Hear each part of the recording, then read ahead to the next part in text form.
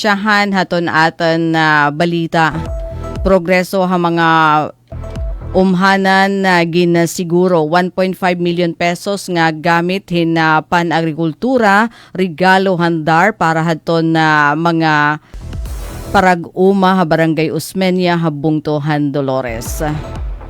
Malipayang naging karawat haton Osmeña Crop Farmers Group Incorporated, Dolores, Eastern Samar an maabot 1.5 million pesos nga kantidad hin mga makabag-o nga kagamitan ha pag-uma tikang ha Department of Agrarian Reform Condar Provincial Office an Eastern Samar. Ini nga ayuda amin ha ilarom hiton Climate Resilient Farm Productivity Support Program. Nagtutuyo nga mapakasag ang kapasidad han mga parag-uma pinaagi han paggamit hin teknolohiya para hin mas hura nga produkto. Ano sabi nga package, amin naglalakip hin mga hand tractor, rice threshers, floating tillers, water pumps, ngan rice transplanter. Naging presente haton turnover ceremony hi Governor Ralph Vincent E. Vardoni, Provincial Agriculturist Virgilio Capon, nga naton mga official handar ha pamumuno ni Provincial Agrarian Reform Program Officer 1, Edna Abi, ngan Municipal Agrarian Reform Program Officer Mario Lacdao. Sumalapahiton dar, iniinda ka nga bulig agud na maging mas marisgong ang produktibo adton pag-umaha Barangay Osmeña. Ini amaton early Christmas gift nga nasimbolo haton padayon nga suportahan gobyerno agud masiguro ang seguridad ha pagkaon nga mapaupay pa aton panginabuhi han na mga parag-uma dinhi ha Eastern Samar.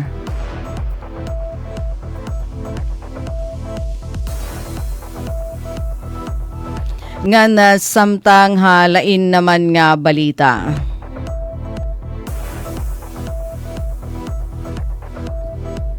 Oy naglalagman di iton aton source, iton aton impormasyon.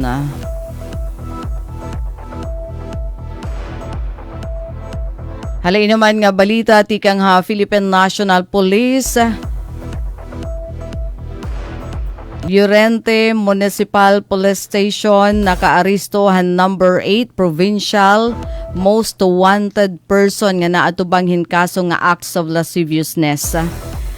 Amayaday sumpay hiton anti-criminality campaign aton Llorente Municipal Police Station hailarom hiton pamuno ni Police Captain Bermudo Elgolo III, Acting Chief of Police, malang puson nga nakaaristo hin provincial level most wanted person para hin acts of lasciviousness sa Barangay Poblasyon, Bungtuhan, Llorente, didahan naglabay nga Biyernes ngadlaw December 19. Adton akusado, amin ging kilala lang nga alias Jubert, 41 anyos, inasawan laborer ngan resident iton Barangay 1, hanasabi nga bungto. Iniinagin aristar haton mga otoridad darahin warrant of arrest para hin kaso nga acts of lasciviousness, hailarom hiton article number 336 hadton RCP in relation haton section 5 hadton RA 7610 nga igin pagawas han korte didahan December 4 iyan na nga tuig. Permado ini hadton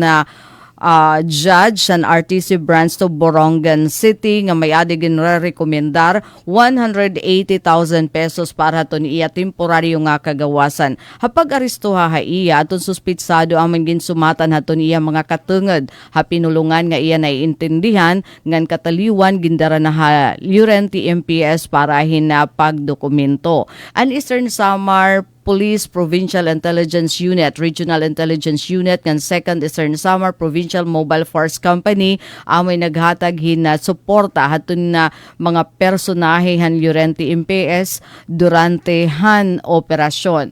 Atun kaugop kung kriminalidad atuhan ngan utdon gobyerno ugupan para han kamurayawan ngan kauswagan inusa nga inisyatibo hiton Eastern Samar Police nga nagpapakita hatun waray huntad nga paningkamot iton mga tag-imporsar nga tuhan iton mga illegal nga mga aktibidad para masiguro ang seguridad ha mga komunidad. Mga kasangkayan magpabilin nga naka-tune in na DYES para hanbag-o nga mga notisya. Para bagong Pilipinas, Daisy Lalosa Bilizar, Radyo Pilipinas, Radyo Publiko, Borongan. Mula sa pinakamalawak na newsroom sa buong Pilipinas. Ito ang Radyo Pilipinas News Update.